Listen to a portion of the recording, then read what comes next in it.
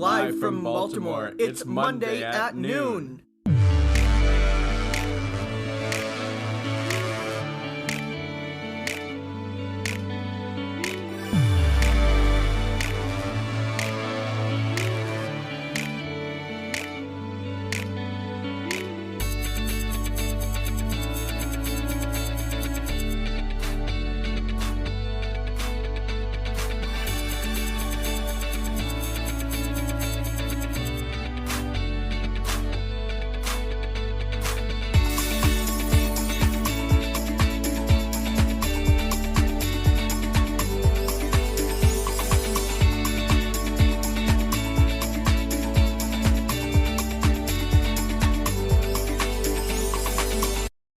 Our comedic minds. Hi Justin, how are you? Good morning. I feel like we should have done that, or either like our NPR voices, like live from Baltimore, Maryland. It's, I don't know. Hi Justin, how are you? I'm good. How are you, Nick? Where are we? Do you want to explain why we did that as our cold open? Yes, we are in the place where it all started, really, where we became friends. Campus ministry, which we have talked about a lot. At Loyola University, Maryland. It is alumni weekend, and we are here, and we thought it would be really cool to do the podcast from the show, from the place where we became friends. So yes. We are in the basement of the chapel, also known as Cone Hall. Cone Hall, and there is mass going on upstairs. Yes, so if you hear if you hear an organ or something, or chanting, or I don't know. It's also Palm Sunday. So, it is Palm Sunday. The waving of palms, I guess. I don't know. We also have our Starbucks. Yes, here. We got Starbucks. And I just want to, I think this is important to mention, in these trying times, Justin handed me a sticker while we were at the Starbucks. This was not a sticker that I No. This is a sticker I found on campus somewhere. Yes, but it is a sticker that he found, I think, on the Starbucks wall. And it says, "I'm feeling sexy and free," which is a lyric from Jessie J's Domino.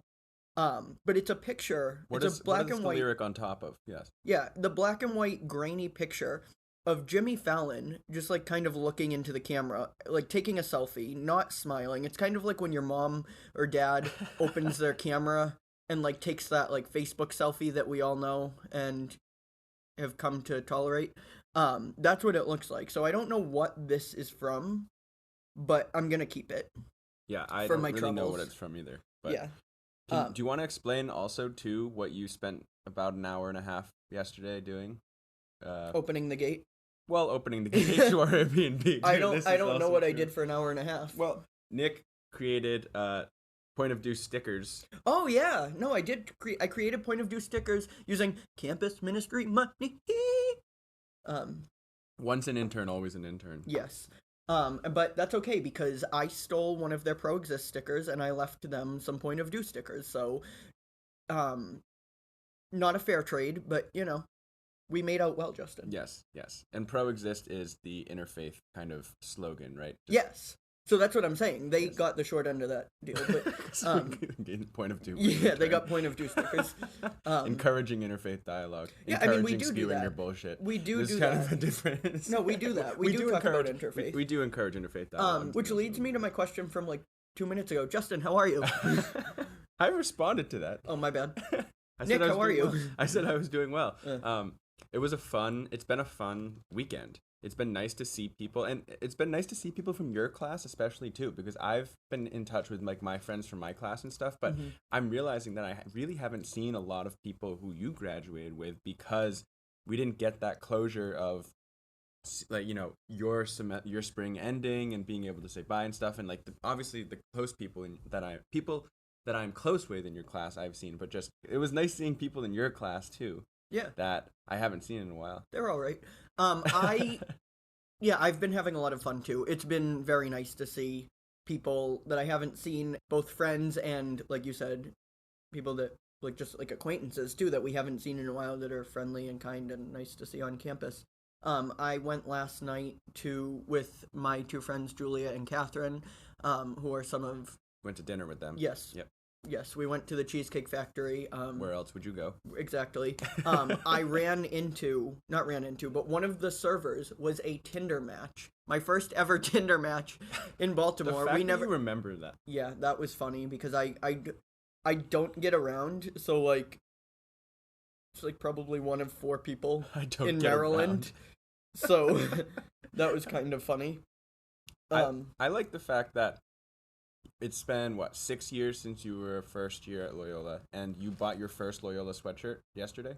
Yes, thank you for telling them all that it's been 6 years. Yeah, I bought my first Loyola sweatshirt. I think that's so funny. Like, my family and myself, we bought out the bookstore almost immediately. That's like pretty normal. I think that's what you do.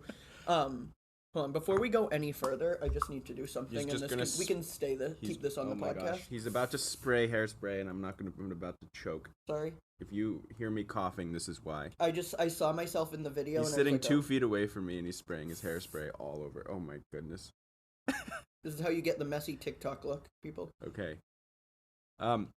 Well, so last night there was an event, first of its kind, called Alum Night, and that I attended that. Nick did not attend that, although everyone was asking for Nick. I felt like I was your personal assistant, and it was like, "Where's Nick?" I was like, "Sorry, he's unavailable at the moment. You'll have to call back." I know a lot time. of people. I'm kidding. I'm kidding. I really don't. You're really famous. I'm kidding. And people were asking about the podcast too. That was a lot of fun. Yeah, we very much appreciate that. If only I had the stickers, because then it would be like, I know. Here's our business card. And just stick it on their suit jacket or their dress. You know. Yeah. No. I've been leaving like Follow Point of View podcast on Instagram. Every whiteboard that Nick sees on campus. Every available whiteboard. He's writing. He's advertising Point of View. You can really tell that Nick is our marketing person, and I'm here. And I see you. Do you see me? Thank you. Oh, we're in person too. I don't know if we have mentioned. No. Well, I think we have by saying where we are, but we are in person. We're not sitting laptops across from each other. Yeah. We're sharing a microphone. We're sharing headphones. So today, do you have anything else to add for this? Oh, what are you grateful for? I think you kind of answered that. I think I'm grateful. I'm grateful for the Loyola community. Yes. Yes. I am too, and I'm grateful for... Also, I should probably you say your grateful thing. I should probably finish my alum night thought. Oh, yeah, true. I will say that I am grateful for specifically last night, Julia and Catherine for their hospitality, and I got to meet their dog, and Olive is really cute. She's Olive? That's the name of the dog? Oh. Yeah, and she's very well behaved, I have to say. I don't think they would agree, but she behaved very well, and she's a puppy, so like she's very well trained. That's sweet. But they just make me feel so seen and respected, and I love them a lot. So shout out to them. How was Alum Night? I'm also grateful for the band not really feeling the vibe of the event, because this Alum Night was really open to like all Loyola alumni, and their first song was like a Metallica song, and really it wasn't like there was no dress code, it wasn't like black tie type of thing, but like I don't know, it was classy, and then just playing Metallica was just like it was a vibe, it was fun, nice. But again, nice to see people.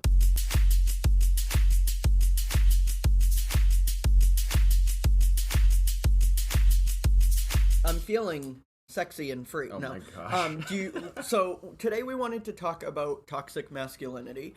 I wanted to talk about it given me specifically, and you can talk if you want in a broader sense, but with the Oscars, Chris Rock, Will Smith striking Chris Rock, I wanted to talk not about that event specifically, because my opinion on it is, he did something wrong. He was held accountable for it. At the time that this is released, he is banned from the Oscars for 10 years. He can't be a guest, and he can't attend the show. So he, did something wrong. He was held accountable, and we move on, but we talk about the implications of it in order to better ourselves and, make sure that things like this don't happen. Yeah, right? Absolutely. And you and I have talked about that. We talked about in a previous episode, I think with Lauren, just like, cause she lived down the street, like, oh, like this happened. Did you see any of the news people? But you and I have had conversations about, do we talk about this? How do we want to talk about it? Right. And we decided that, as you said, kind of the implications, there've been a lot of like, what does this mean, in terms of like, does it set back, racial justice conversation? Does it set back gender equality conversations? Does it set back, all these different, a feminist movement, all these different things? And so we felt like where we can kind of have a conversation is talking about masculinity and what it means to be a man, and in turn kind of that toxic masculinity. So that's kind of what we're going to do today. Yeah, and honestly, I view this episode as speaking to men, and with men too, because I do not want, the last thing I want this to be is I am educating, I am holier than thou. Like, this is calling everybody in, because I think I've reflected, on myself and just thought, like, toxic masculinity isn't just to the extremes of sexual abuse. Like, that is absolutely toxic masculinity, but it's not the only example of it. Like, sure. I think I know for myself that I can see some of the behavior in my past self that I've already, acknowledged and grown from, and I'm proud of myself for that. But I don't want this to come off as we are do as we do, like, do as I say. Yeah, I think it's important to note that, as with everything that we talk about on this show, this really is a point of view, it's opinion podcast, right? Right. I mean, we'll be grounding our conversation in some of the literature that we have here.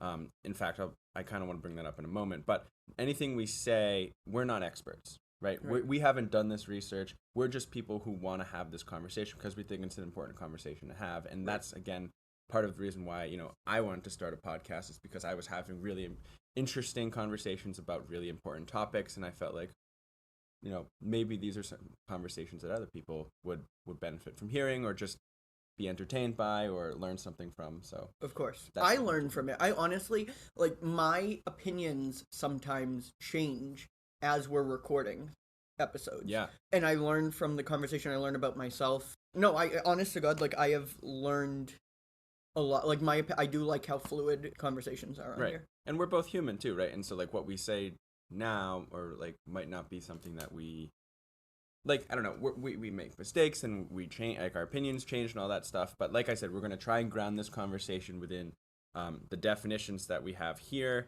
that I'm going to present in a second, and then kind of talk about it and what it means, being men in today's society. Yes. Being men in today's society. Yes. Can you start us off with the definitions of sex and gender? Yes. So I wanted to talk first about the term sex and the term gender, because sometimes they can get confused. And so my source here is the American Medical Association, and this is how they define the two topics. They say sex refers to the biological differences between male and females, while gender refers to the continuum of complex psychosocial self-perceptions, attitudes, and expectations people have about members of both sexes. Even the terms male and female versus man and woman are not interchangeable. What it means to be male or female originates from the physical characteristics derived from sex hormones and genes that lead to certain gonads, internal and external genitalia, and physiological hormones, while being a man or being a woman holds a broader meaning, with cultural concepts of masculinity and femininity coming into play. So when we talk about masculinity and in turn femininity, we're talking about gender, which is more of a social construct, not based factually in the biology. That's sex. And I also want, I want to add the note too, that when someone says, because I know this said both sexes, but when we talk about gender, it's not just male and female. There are multiple genders. We'll get into that. Right. It's, as it said in the definition, gender refers to the continuum of complex psychosocial perception. So it's not just but there are being people a that man, are, being a woman. Right. Like, there are people that are intersex. Can you explain more what that is? So I just wanted to bring up the notation that when we speak about gender, it's not just male and female. Gender is a spectrum and it's fluid. When we talk about sex, male, female, there are also people who are intersex, I'll give the definition. Intersex is a general term used for a variety of situations in which a person is born with reproductive or sexual anatomy that does not fit the boxes of female or male. This is a definition from Planned Parenthood. That's interesting. I that's something I admittedly am unfamiliar with. So Yeah, thank you for bringing that into this conversation. It's on the pride flag. It's the yellow triangle on the newest updated version of the pride flag with the purple circle in it. Oh, okay. I just wanted to, talk about that. The gender and sex both are more than just the binary, what we think of, or what we've been taught to think. Right. But sex has its foundations in the biology, Yes. while gender is more a psychosocial, cultural concept that, as you said, and as the AMA, the American Medical Association, describes, is more on a continuum. And we'll talk a little bit about that. But for this episode, when we talk about masculinity, that's more along the gender lines, right? What does it mean in a society to be a man, act like a man, and then in turn, what does it mean to be a woman, to act feminine? And so, to be honest, I don't even know what it means to act like a man, because when we can get into that, if you want to say like act like a man, I would say like act, if that would be like if you identify as a man and you act grown up. You know what I mean? That's the only way I can think of that, because I don't know what acting like a man would necessarily mean. Right. Because if you identify as a man, you act like a man. Well, that's a great segue into this next article that I want to talk about. So, there's an article from The Atlantic, and it's titled "The Problem with the Term Toxic Masculinity," which we said is kind of what we want to talk about, right? And it says that since the late 1980s, a new sociology of masculinity has been led by sociologist Raewyn Connell. And they say that rather than one defiant definition of masculinity, there are multiple masculinities that are shaped by an individual's perception of class, race, culture, sexuality, and other factors that are constantly in competition with one another as to which can claim to be more authentic. In this view, which is now the prevailing social scientific understanding of masculinity, the standards by which a real man is defined can vary dramatically across time and place. Connell and others theorized that common masculine ideals such as social respect, physical strength, sexual potency become problematic when they set unattainable standards for men and boys. Falling short can make men and boys insecure and anxious, which might prompt them to use force in order to feel and be seen as dominant and in control. Keyword might, not generalizing. Right. Male violence in this scenario doesn't emanate from something bad or toxic that has crept into the nature of masculinity itself. Rather, it comes from these men's social and political settings, the particularities of which set them up for inner conflicts over social expectations and male entitlement. Yes. So what does that mean in lay terms? Toxic masculinity, I'm just looking at some bullets right now. But suppressing emotions, masking distress. We talk about, be a man. Yes. What does that mean? Because all that means to me is you identify as a man. You know what I mean? And if you want to say like, you're not if you want to distinguish it from like acting as a child versus acting as an adult, you can make that distinction. But being a man is not that shouldn't be synonymous with be tough or hide your emotions. Right. And tough, being a tough person, in my opinion, again, is not masking emotions. I think it's a lot braver to be vulnerable. But maintaining an appearance, this is another bullet, maintaining an appearance of hardness, violence as an indicator of power. That's a huge one. Yes. These are examples of what toxic masculinity could be considered as. Yes. Right. It's toxic masculinity is what can come of teaching boys, I'm reading this, that they can't express emotions openly, that they have to be tough all the time. And I've heard that a lot. Like, you're acting like a girl. You have to man up, or you have to be like the man of the situation. Like, I've heard that a few times. And I just think that is harmful. Right. I know that it's harmful for the reasons that we just explained. Fortunately, I know better than to act that way. Right. And those examples come from the New York Times, and we'll have all of our citations in the description of this episode. But I think I really resonate with what the Atlantic article said about it's not necessarily masculinity in itself that is unhealthy, right? Right. It's when society or a culture or whatever sets certain standards that are unattainable and make cause some sort of like internal conflict or insecurity about you're not able to reach that, right? And like Nick, you were saying like be a man. Like what does that mean, right? And I was actually thinking, and I had this conversation.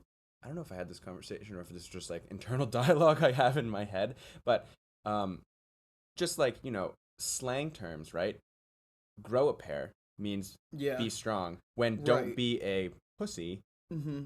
Again, talking about like the biological, like genitalia of male and female. Again, that's going into like more sex versus gender. Yes. What do those two phrases? Right. It's mixing the two definitions, but it's also just indicating that men are strong, women are not. Women are supposed to be weak, and or women are weak and they're supposed to be more submissive, protected, and that's just not. First of all, that whole thing with men are supposed to be the protectors, it's like, okay, well, in the idea that men need to be this strong, hard exterior and also violent, like, that's sexism. Times are changing, and I think we need to change too.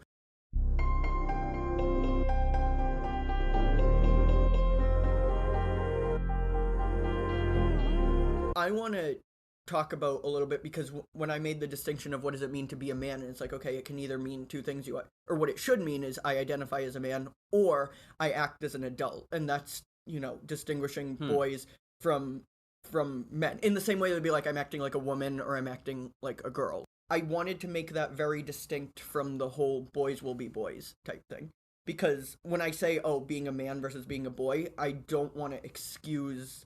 It's not like, boys will be boys, because I had this up when I was planning this episode. I think the whole boys will be boys excuse is a way for men to kind of excuse their own behavior and not talk about how we're influencing kids. You know what I mean? Like what we're allowing. Because if you talk about it with your kids, if you talk about, what it means to be a boy or a man, however you want to say it, I think it kind of forces adults to look inward a little bit. Mm-hmm. And if you're teaching your kids this and then you kind of realize like some of the flaws in yourself, I think the boys will be boys statement is a way to just continue to allow the poor behavior of men to continue, adults to continue, by not having that conversation. Does that make sense? Does it? Yeah, I'm going to encourage you to say more about the distinction between what you mean by like that, saying the boys will be boys, and versus like, I'm a little bit confused about what you meant about like the adults becoming adults. Yeah. No, I just meant when I said what does it mean to be a man, it's like, okay, either you identify as a man, or if you want to say like, I'm a man. Like when people say men, I don't like look at a 10-year-old and be like, look, it's a man. Gotcha. You know what I mean? They're growing into like like puberty, like going from becoming a boy to a man. Yeah, I guess age. You can distinguish it as like a man is an adult, whereas a boy is a child. But I didn't want to make that the same thing as boys will be boys. Like when they're kids they can do it because it's fine, because like kids are gonna make mistakes, but when we're talking in the in the discussion of gender violence and I also want to bring up because me in politics, I think it's an interesting, so this is also part of the Atlantic article, and so this is what they say. A predictable conflict has accompanied the term's rise. This is the term of toxic masculinity.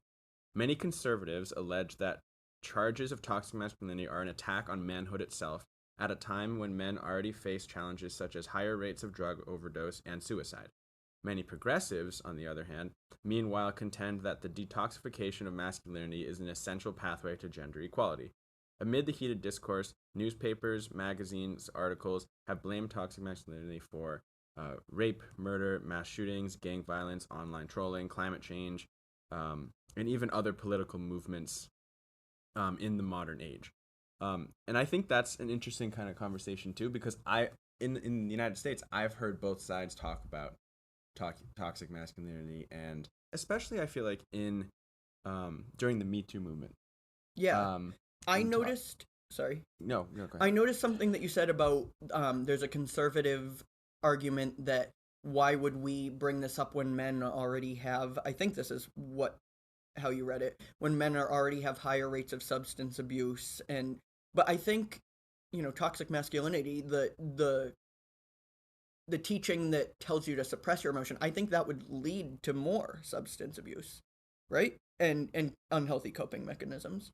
So I think we should be like, you know what I mean? Like that's the flaw there. Well, again, I think talking about, as I said in the beginning when we were talking about toxic masculinity, like the coping mechanisms could stem from the insecurity of, oh, I'm not meeting that standard or the society's expectation of, being tough or not showing my emotions or whatever. Like, I mean, I don't know, that makes a lot of sense of like, I mean, I'm not saying that those are healthy coping mechanisms, No. but like in ways of coping, I'm very sensitive to criticism.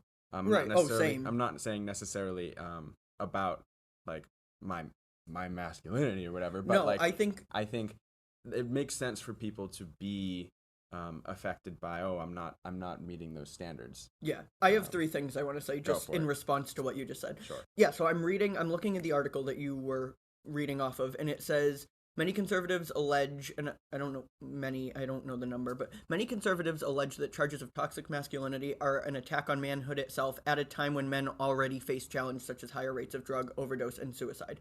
But those two things, drug overdose and suicide, like, it's not, oh, well, we're going through a lot, so let us be toxic. Like, that toxic masculinity perpetuates a lot of unhealthy coping mechanisms. So I think talking about it, I know, talking about it is a way to combat suicide rates and drug addiction. It's one way to, because I'm not saying everybody who's a drug addict or everybody who is suicidal is acting because of toxic masculinity. Right. I'm not saying it like that. I wanted to point out that I think that you do a very good job of, and this is one of I think I gave this on episode 17 when we were talking about like an affirmation for the other person. I think you do a great job of not adhering to traditional what it means. Like, I think that you are very emotionally intelligent, and just like, I appreciate that you're not. This is honestly, you've segued me great, and I'm gonna shake your hand right now because this is But honestly, I think you do a great job of recognizing toxic, like I feel like you always have. You've done. Well, thank you. That means a lot. And at the same time, though, I don't want to make it sound like, oh, this person doesn't act like, oh, I have to be tough. Like, you are very in touch with your emotions, is what I'm saying, and you know that like being vulnerable is a strength. Sure. But at the same time, I want to point out, this is not, at the same time, you're bad at it. I'm not saying that at all.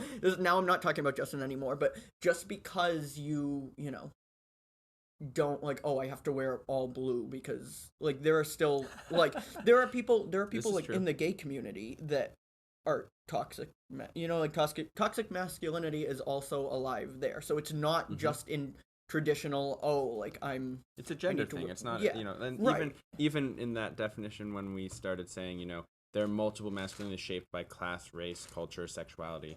Like, sexuality is one of those things. Right. Sexual orientation is one of those things. Yeah. So I just wanted to point out that being there, but, right. Yeah. I just wanted to point out that you being comfortable, or you're very comfortable in your own skin, but being comfortable in your own skin and with your gender does not mean that you are not perpetuating toxic masculinity. Sure. That's what I wanted to point out. And I'm not saying you specifically. Sure. Well, so I wanted to bring up like just kind of an experience that might have been the foundation of me being okay with, I guess, kind of what you explained of like being okay showing emotion, kind of like not always like following the like stereotypical, this is how a guy is supposed to act in society. So my senior year in January 2017, my grandmother passed away, right? Mm-hmm. And I was obviously very sad. Yes. This was the first loss that I had experienced that was like very close to me. Okay. A relative, and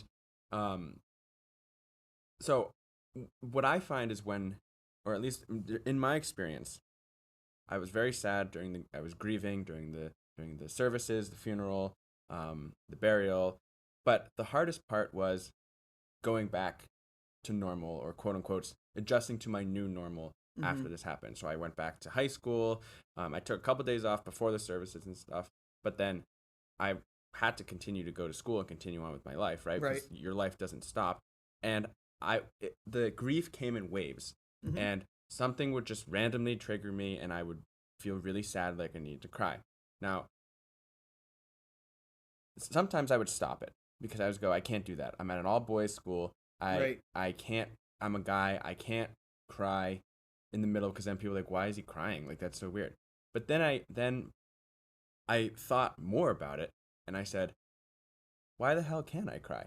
My grandmother passed away. I'm sad. Like, if people judge me for crying in this moment, that's more on them than it is for me. I can be sad. And so whenever I guess have those moments of like feeling deeply, and I will say I am a deep feeler. Yes, no matter what the emotion is. You are. I was until now I'm on Zoloft.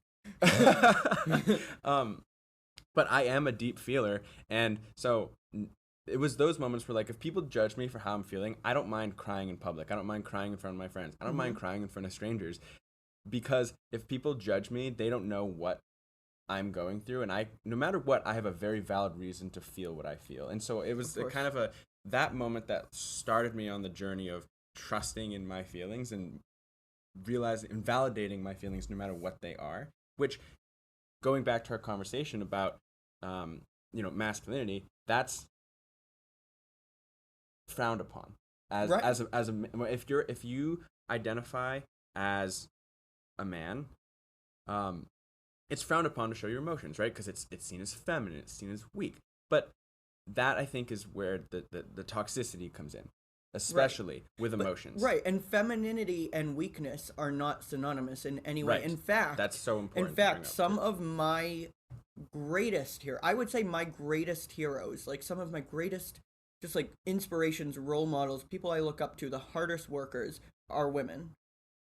I have a lot of very strong women in my life and strong female role models that I look up to, and it's not synonymous. But I cut you off. I was just saying that I think it's like that's kind of where you said very nicely that you think that I'm not someone who necessarily follows the quote unquote gender norms, and I kind of want to talk about like what gender norms are in this conversation too. But that's kind of where it started for me. It was like in high school, as you know, high school is an awkward time for everyone. Yes. You're like either in the middle of, before, or just out of puberty, like trying to figure out like who you are. It's a very in terms of growth, like biologically, there's a lot of hormones going on and all that stuff. But that was when I kind of realized, like, okay, like, who do I want to be as a person? Who am I as a man? And being in all guys school, all boys school, high school, and then even coming to Loyola, being a coordinator of a men's retreat and attending a men's retreat, that was a conversation we had of what does it mean to be a man today. Right. And to me, my own personal definition is being able to trust your emotions, because we're human and everyone has emotions. There's no I feel like only harm can come out of suppressing any emotions that come up as you navigate this life. Right. I would agree. I also, two things that I'm just looking at my notes, and I want to go back to the whole boys will be boys thing. I keep coming back to this, but it's just something that's on my mind. And I'm speaking to men right now, like, what an insult to ourselves to excuse that, like, as, oh, they're fine, boys will be boys. It's like, that's only used when we're talking about bad behavior. I was going to say, I wanted to say like, more about when those contexts are used. Yeah, that's only used when we're talking about bad behavior. So it's like, oh, boys will be boys will be themselves, boys will be bad. Like, that's what, and it's okay. That is what that's saying. That is literally what that's saying. And when do they stop being, quote, boys? When do they stop being toxic? When do they stop being bad? Like, if we say it as adults, we're allowing it to continue, and that means it doesn't stop, and that means that we're not teaching our kids. Like, to be honest, I didn't have a conversation with my parents about what it means to be a man, what it means to, like, I never had that conversation. I might have had like a small conversation or something, but I don't know if that's something that I've had either. And I think we're getting there as a society. I don't think that was like, I know we're getting better in terms of having these conversations and not suppressing our emotions. We still have a long way to go, of course. But I just wanted to point that out, like, when people say, oh, it's fine, boys will be boys, and I'm speaking directly to men, like, you're insulting yourselves. Really. Can you talk more about, like, I know you said, when bad behavior, but, like, talk more about, like, examples of when that's being said. Like, in my mind, I'm thinking of, like, when boys are being, I know, but, like, for our audience, like, when they're being rambunctious and something breaks, or, like... Yeah, okay, and that's fine, like, and that's what I'm saying. Kids are are wild, right? Like, like, and it's not uncommon for like a little boy to be like playing in the mud or getting so dirty and like not caring at all. But like girls also do, like, I think that's something we project a little bit onto kids. Like girls have just as much fun playing in the mud. You know what I mean? Yeah. And there are like a lot of boys, or little boys that like playing with. I know one that likes getting his nails painted and playing with and watching princess movies, and there's nothing wrong with that. Sure. I mean, I was dressing up as Shania when I was 3 years old. Shania Twain and Britney Spears. Yeah. But yeah, so I think I'm talking more in lines of, oh, he hit her. It's like, oh, he likes you. That means he likes you if you hit a girl and you're a little kid. Like, and the girl is told like, oh, that means he likes you. Like, take it as a compliment. It's like, no, don't take that as a compliment. And this gets into my point of, oh, it doesn't end when you become a man or an adult, because we still see it all the time. I mean, we just saw it at the Oscars, but we see, I'm not even talking sexual violence, which we do see too, but I'm just talking about like physical abuse. We see that all the time. And it's not just a man on woman, man on man, it's all genders. There's, yes. That's a different topic. Domestic abuse is, it's part of this conversation for sure, but that's, we could do a whole different conversation on that. There are two things that I want to talk about. And one is gender norms. I think I want to talk about a little bit and like what that means. And like the whole, like the toys conversation, right? When you're a kid, if your sex is male, then oftentimes you get the trucks, the action figures, the blue room. Blue versus pink. If you're a female, you get the Barbies, the, American Girl does like the baby, like the all of these like. I played with my sister's Polly Pockets. Like, not. You get the pink. And so I'm curious. This is obviously an ongoing debate about like nature versus nurture and things like that too. That's just that's a question that's asked in psychology all the time: nature versus nurture. Yes.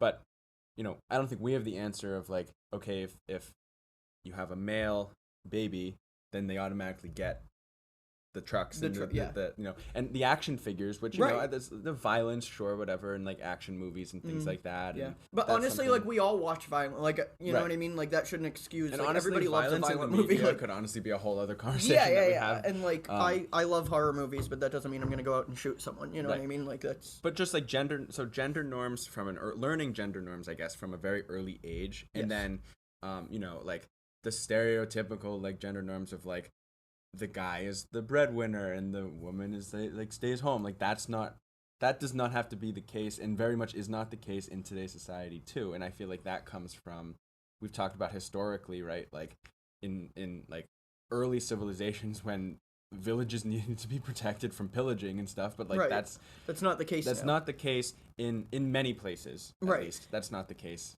And I also want to bring up the point of when we're talking about like boys will be boys, I'm not saying we need to hold these little boys accountable. I'm saying we need to hold ourselves accountable. Yeah, no, I really do, because it's such a thing that like, I'm not saying, oh, we need to cancel little kids. I'm saying like we need to be the teachers, right? But that takes looking inward a little bit first, and I think that's part of the reason we don't do it. It's because comfortability. You know what I mean? Like you're comfortable the way you are.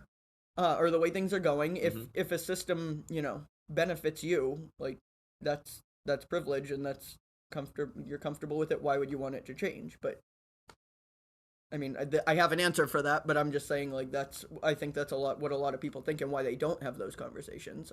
It benefits men, so. Gotcha. To be honest, it doesn't. So you're saying, wait, hold on. I thought I missed the connection, but I think I understand. So you're saying that when you say boys will be boys, it's allowing like be in a patriarchal society, it's allowing us not to have a deeper conversation on the topic.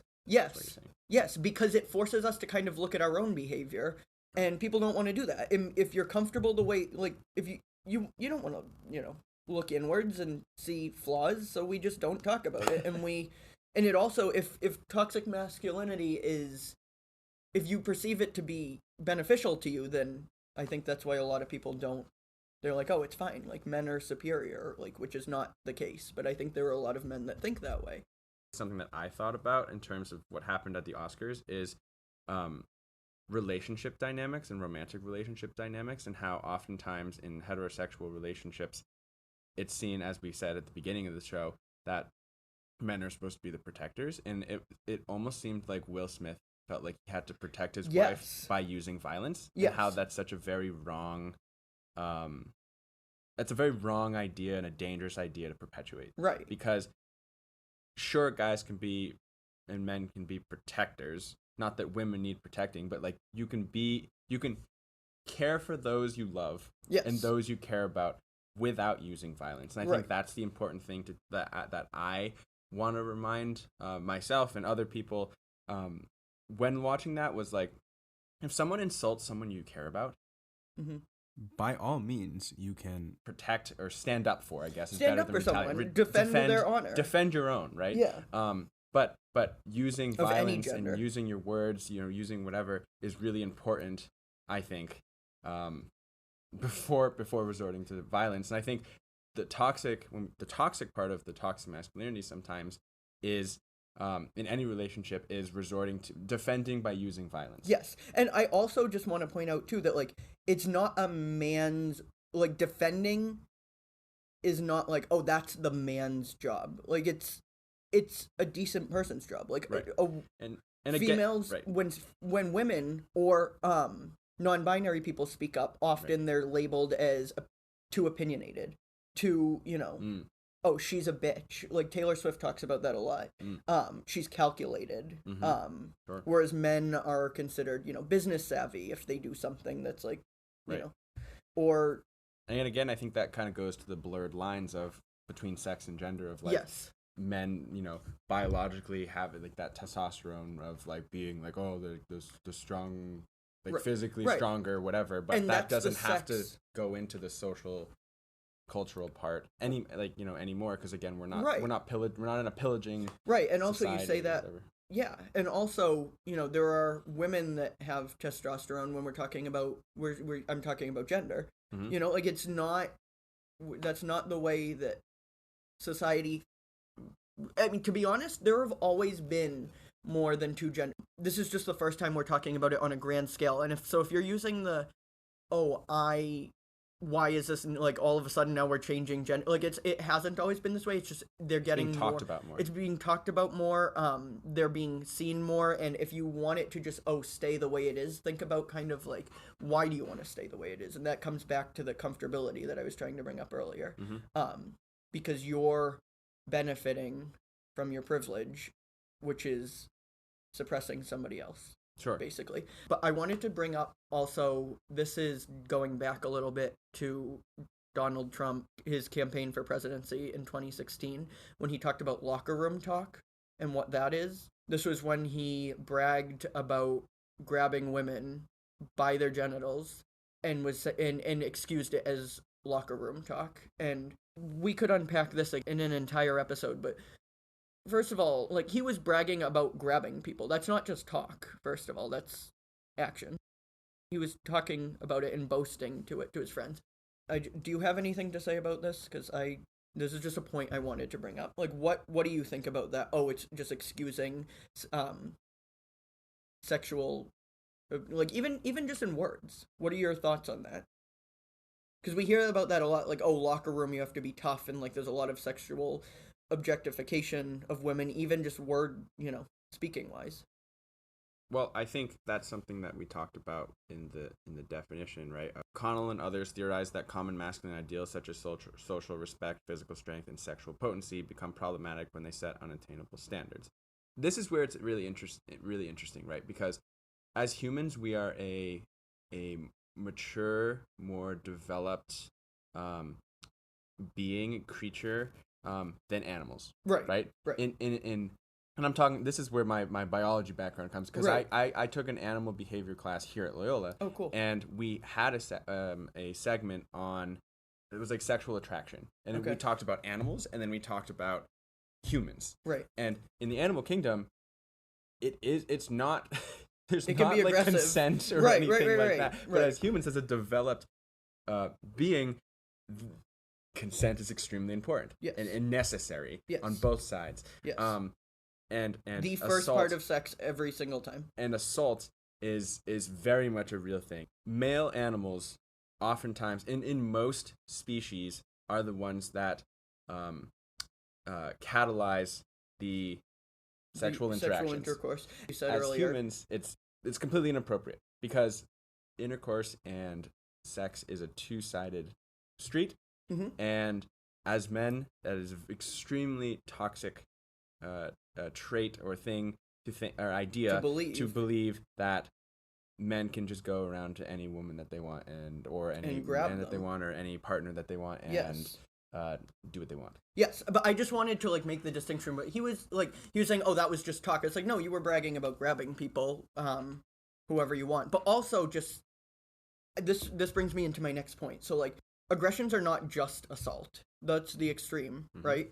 But like, this is where I was talking about. Yeah. Like verbal harassment. Like even just like the way, I think the way we think about sex could kind of be, refined a little bit and into the way that you just said. But I think a lot of people like, this is where I go back to the looking inwards, because I was looking at my texts from 2018 actually, because I was looking for an old picture, and I saw a comment I made about someone and I was like, oh, that just feels like gross to me now, like something I would never say. And it wasn't anything like, I'm making it sound like I said something awful, and it was not great, but it was not bad. Like it wasn't, but it just like, I think of now the way I think of sex and the way I thought of sex, like this is OCD. I think this is what I mentioned very early on in the episode about, like, it came to light in the Me Too movement, right? We began to think about what's appropriate and what's not, and in terms of the masculinity, or not even masculinity, but like toxic masculinity in the workplace and toxic masculinity in just like different industries, and seeing how like certain thing like sexual harassment in any place is just not okay. Like catcalling, that's not okay. Like right, and that's touching is not okay. It should be obvious. In the Me Too movement, it was been people who were on the receiving end of this type of harassment and this type of behavior were told to be silent. But during the Me Too movement, it came to light how much of an issue it was in our world and in our society. Right. And I think that's what you're saying, right? Is just kind of that type of behavior as and I hate to use the word civilized, or as like developed, mature human beings. Humans as a species is completely inappropriate and unnecessary and toxic. And to be honest, as I was saying, I was like, nope, this is OCD. I didn't actually say anything wrong. I was just like implicating myself, as I always do. No, but I just, back then, I don't know, I think that sex can be like I'm not saying this in a religious way, but a very sacred thing. And for a lot of people, it's a religious thing, but for a lot of people, it's not. But I think sacred is what I meant to say by that. And like, I made a sexual comment to my friend about somebody that I found attractive. Obviously it was a hypothetical, and it would be a consensual thing, but even that to me, and that was just kind of reading that back, I was like, ew, I hate that I said that. But that's kind of what I wanted to say in terms of like, it forces us to kind of look inwards a little bit, and just because you're not out here assaulting people or sexually abusing them does not mean you don't perpetuate the culture that is toxic masculinity. That's why I wanted to bring up that story, and I think that's what I meant to say.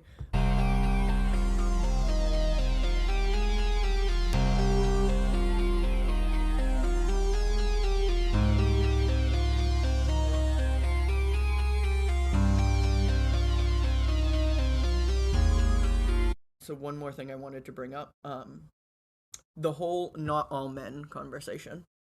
Do you have any thoughts about that first? What? Not all men. Have you seen the hashtag not all men? I have not, no. Okay, so basically it's hashtag not all men are predators. Not all men want to perpetuate toxic masculinity. And sure, like that is, okay, we understand that that's true. They're like, I don't want to... Right, we don't want to generalize, for sure. However, that is mostly 99.999% of the time used as a rebuttal to women and people who, or honestly, anybody who's a victim of sexual abuse, or I don't want to say victim, survivor. It's, well, yeah, but not all men are like that. when people say, oh, men, you know. Well, I think it's used similarly to how you were describing boys be boys. It's a simple phrase to deflect a deeper conversation. Yeah. And it's the same thing with like when people said Black Lives Matter and people said, Right. well, all lives matter. Right. It's not that we're saying that all men are this type of person or all lives don't matter. It's just that we're bringing to light a specific issue in this moment that is important to talk about. Of course. So I just wanted to point that out, like, women or anyone who's saying, oh, men need to be held accountable, most men, like, it's not, like, they understand that not all men are predators, but there, unfortunately, are a lot of people, like, I don't like generalizations, but when you say, oh, well, not all men, just think about why you're saying that. Like, you could either feel, you know, called out for one of two reasons. Either you're acting in a way that you shouldn't be, right? Or you feel like disrespected because, oh, well, I don't do those things. It's like, yeah, but enough people do for that conversation to be had. And I think when we say not all men, it kind of it's just taking away from the conversation. It's that whole allowing people to be heard that we were just talking about. Who's speaking? It's deflecting. And, yes. And when you say that phrase, it's deflecting. And I think as a good way to end this episode is, as two people who identify as men, and as people that we said in this episode, we are very susceptible to criticism. If someone's calling you out or us out, the first instinct is always going to be defensive, right? Right. But it's getting over that defensive and saying, okay, let me hear what I did, what I said, was intended or was received versus how my intention was or how your intention was, and then going over the defense and reflecting or engaging in conversation about, okay, what can I do going forward? That's not always to say that something that you did or said was wrong or right or whatever, but if someone did perceive something, it doesn't hurt to go into a conversation to more fully understand how something you did or said was received. Right. And to also get more information about what you meant as your intention versus how it was received. And just because you didn't intend to hurt someone doesn't mean you didn't. Exactly. So that brings into the, like, well, I'm sorry you took it that way. It's, no, I'm sorry I hurt you. My closing thoughts are, I think this is a very important topic to talk about. Again, Nick and I are not experts on this topic at all, but we did feel like, in light of recent events, and, you know, being two people who identify as men, it would be an interesting conversation for the two of us to have together, as well as for our audience to hear, and we're interested to hear from you too. What are some things that you think about? Did you resonate with something that we said? Do you want to add to the conversation? We are always welcome to having audience members add to the conversation. We always say at the end of every episode, leave us a voice message on our website, anchor.fm/point of view, and you can do that, and we can include those on other episodes. So if you want to add something to the conversation, or just send us an email, and we can always just, you know, quote it, you know, anonymously, what have you. But I think this is a very important conversation to have. We're not experts, but I think, you know, clearly, we can bring you know, our takes, our lived experience to it. Yeah. Hopefully we did that today with this episode. Yeah, and honestly, like, I feel like a lot of this was, you know, just anxiety and it's a heavy conversation, but I struggled through a lot of what I wanted to say, and really we're just scratching the surface, right? But if you keep scratching the surface, you're going to get somewhere. Right. If that makes sense. And I don't mean like, oh, just keep going surface level. I mean, if you keep having this conversation and keep learning, like I said at the beginning of this episode, like, I learn every time that we do a podcast episode.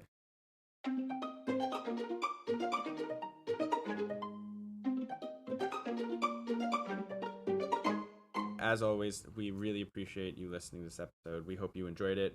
We definitely want to hear feedback. If you have something you want to add, if you want to just, you know, comments, questions, something that we didn't touch on, you know, like I said, we are not perfect. We're human. We make mistakes, and we definitely didn't cover everything in terms of this topic. So right, we might have said something that you disagree with. Yes. So even that, we said something that, you know, we're interested in what you have to say. So with that, we're going to sign off for today. My name is Justin Dew.